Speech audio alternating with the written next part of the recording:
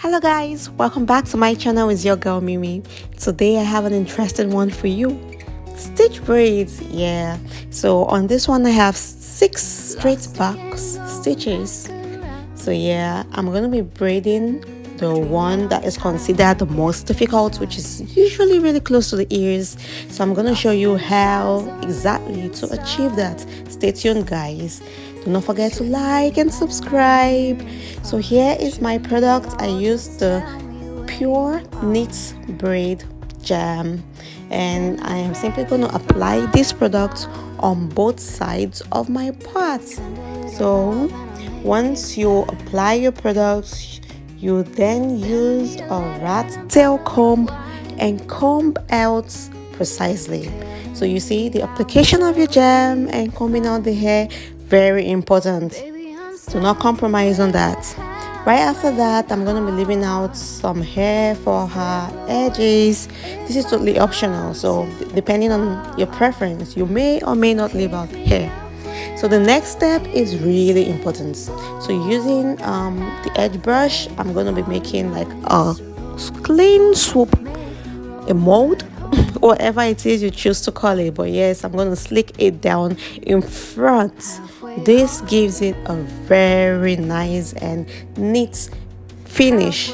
So you're going to see that when we are done. As soon as I'm done slicking down, I'm going to be using the precision parting comb to make a straight line, and then I divide that section into 3 and begin to braid.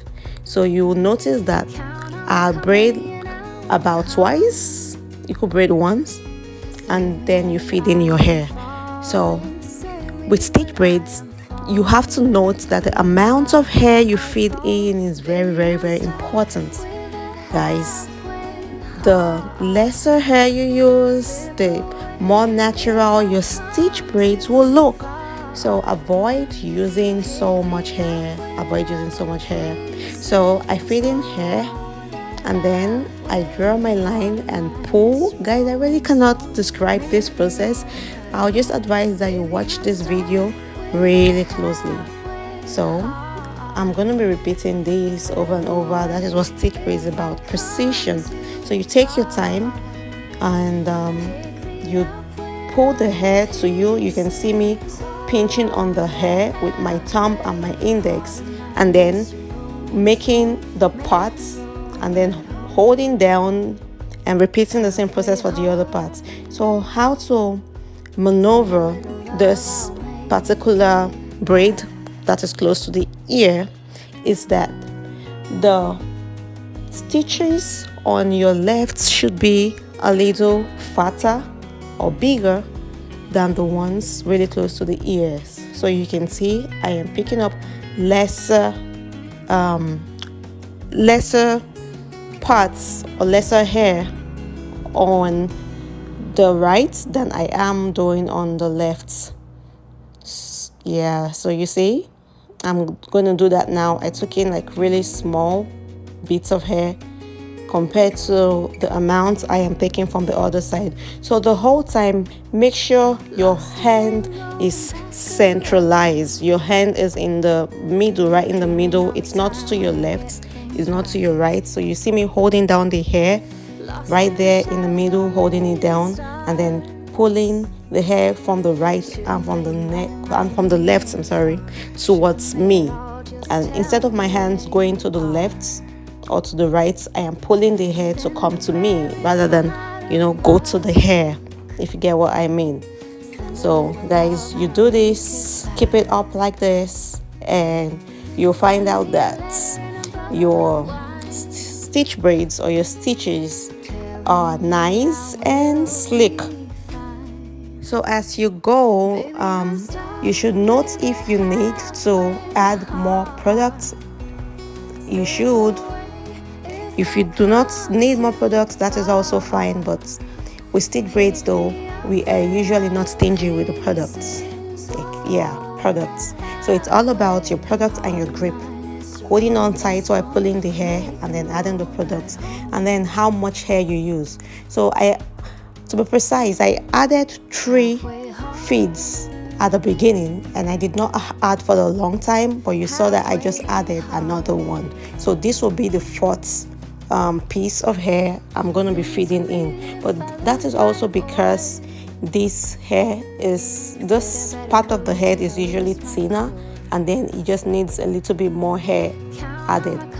For the ones in the middle, the hair is usually thicker, so you do not need to add as much hair, or rather feed in as much hair.